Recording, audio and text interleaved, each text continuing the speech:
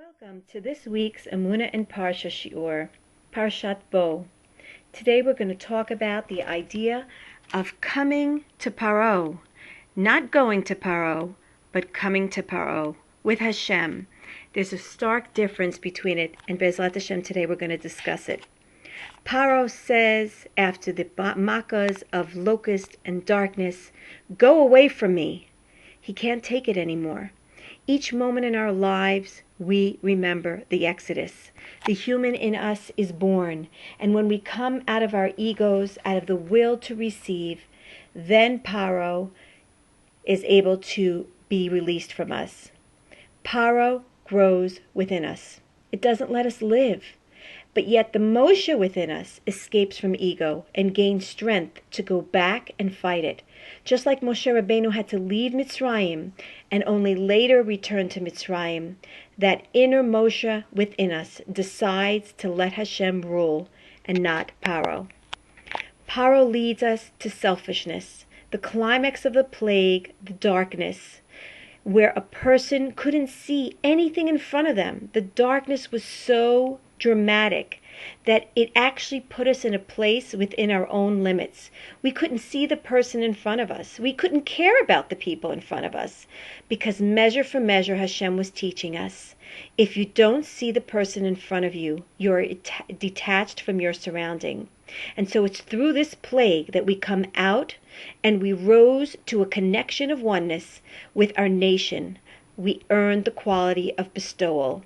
And this is the Jewish way, perfection of oneness, to be together as a nation. This is our korban from the word karov. As we sacrifice our selfishness, we bring a korban. We draw closer to our true self. In Pesach, we pass over our egoism. We left our intention to receive in Mitzrayim. We are born anew. We rise above our ego, that desire to give of ourselves. We feel we have come out of Egypt when it happens in a sudden manner. When you feel nothing.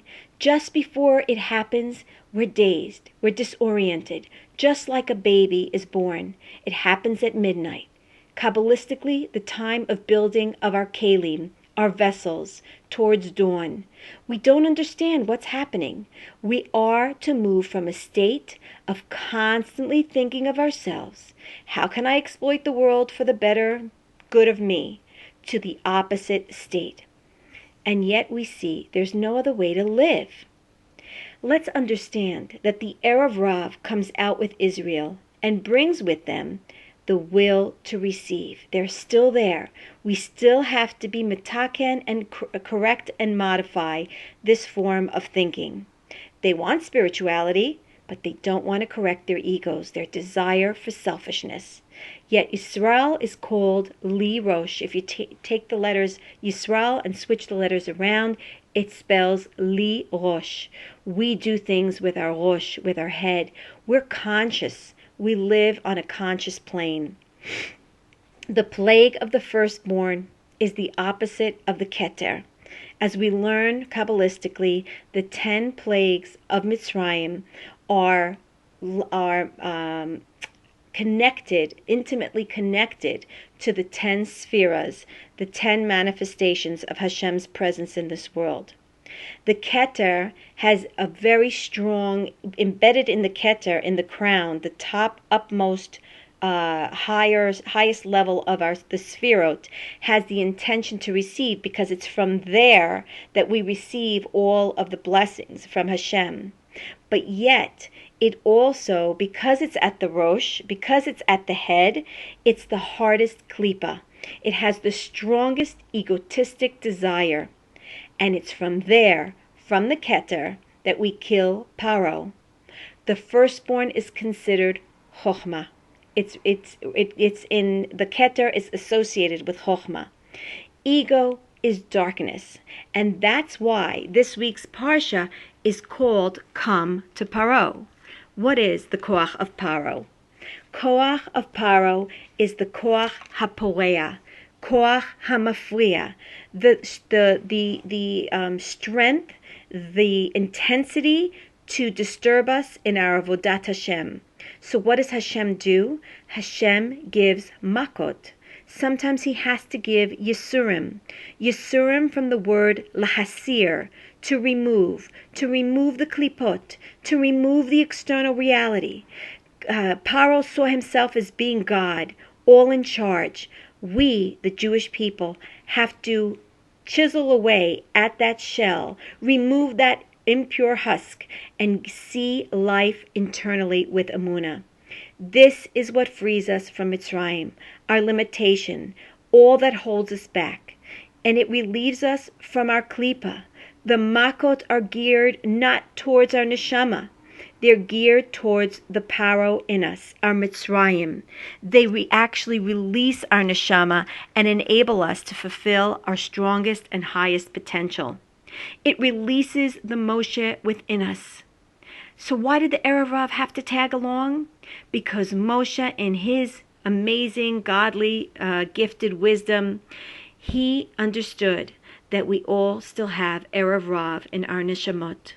Our souls need to come out and rectify that part of Erev Rav, that desire to receive, the desire and tendency for egoism, to care only about myself. We need to rectify that aspect in us too. And the 10 makot, one after the other, essentially relieved us and released us from those certain limitations that had such a strong hold on our soul. So we need to come to us. We need to let Paro out of our lives. Otherwise, what happened to Paro after the 10 makos? He was left with nothing. Because when a person cares only for himself, you're left with nothing. After 10 makot, the image, the idea of selfishness leaves a person bare. But the ego cries, and the ego says, how am I supposed to live without taking care of myself? But if we understand that this is the root of Neshichat HaNachash, the first sin that came to Adam HaRishon, if we know this, we will be able to understand that every time we have a draw, a pull towards selfishness, we come out of it elated if we have the knowledge to know that we will give birth to ourselves anew if we can just climb out of our shell and care for others. And essentially, the killing of the firstborn, the plague of Makat HaBechorot, is the killing of the firstborn of the Klipot, as told by the Or Chaim HaKadosh. It actually weakened the power of the Sitra Achra to help us today in our generation to be able to better crack the shell, as they say, and relieve ourselves from this desire to care only about ourselves. The last 3 makas correspond to the 3 sephiras of intellect. The first 7, as told in our last parsha, they correspond to the emotional attributes of the heart. We learn here that we are free people. We never make peace with oppression. Our intellect searches for liberty. We're repulsed against subjugation. We preserve the dignity to serve under Hashem and construct a world founded on freedom, to build a fragment of heaven on planet Earth. Our very being was transformed when we got out of Mitzrayim. And since then, we never stop fighting to be released from exile. We cry out against tyranny. We anticipate redemption. We refuse evil and corruption. And we yearn for freedom. That's our divine quality. That's divine consciousness embedded in the human spirit. We learn to go in the ways of Hashem. We transcend our limits of egotistic behavior, of the natural way of living. And so Parshat Bo teaches us, come with me, Hashem says. You're not alone. You can't act on your own. You're not independent. Hashem supports our efforts. We can't do this alone. We have the power to persevere in our mission. And we do. We seek out, but we're not alone. We see ourselves speaking with a greater power when we connect to Hashem than we could have ever done and mustered on our own.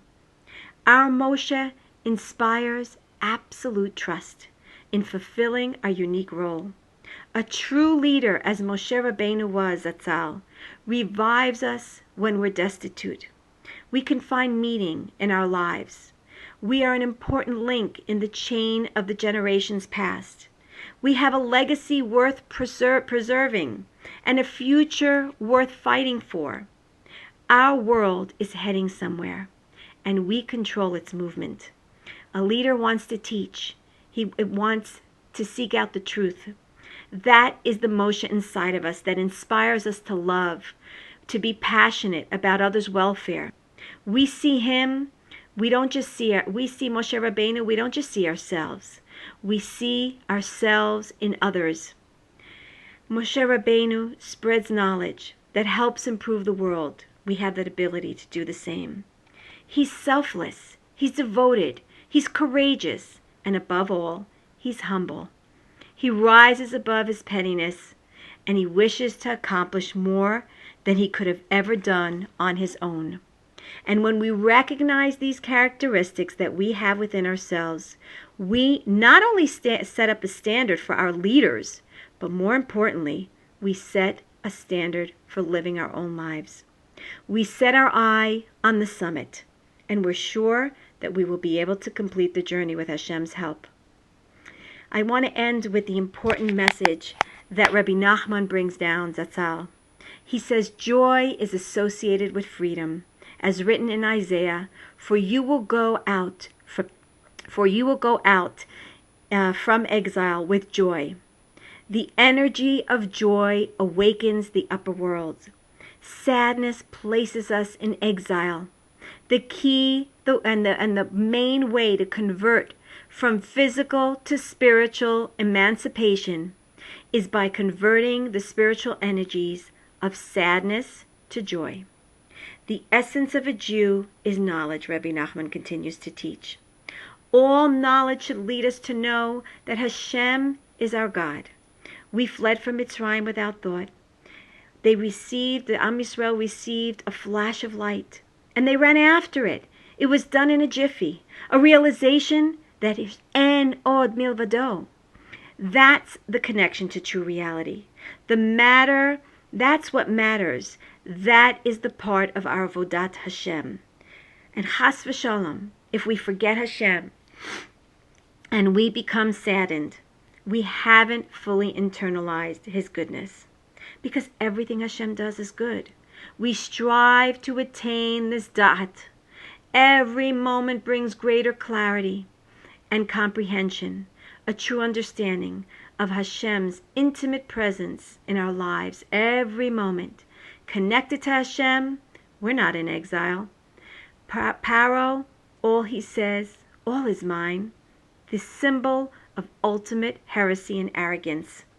We need to get to know Hashem. Chonen la'adam dat is the first request in Shmona Esrei. To have Emuna, to live with Hashem, because no other knowledge has value than the knowledge of knowing that Hashem is with us. So let's not go to Paro, but let's come to Paro with Hashem's help, because when we enter that place of Paro, of ego, selfishness, of caring only for ourselves, that's the darkest place to be. But if we know that Hashem is with us, even in that darkness, that wherever we go, Hashem goes, then Be'ezrat Hashem, we will no longer be in that darkness. Hashem Ori, Hashem Yish'i, Hashem is our light. Hashem saves us and guides us everywhere we go.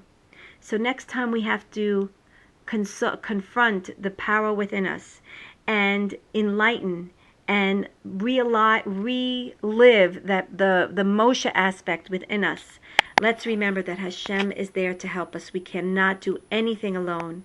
And Be'ezrat Hashem will be able to rid ourselves from the koach of Paro, the koach of the shell, of the external looking, of looking only towards the bodily external reality. The exact opposite of Emuna. Be'ezrat Hashem, hopefully this week's Parsha will teach us that we're always with Hashem and Hashem helps us get through everything. Have a wonderful Shabbat and enjoy the Parsha.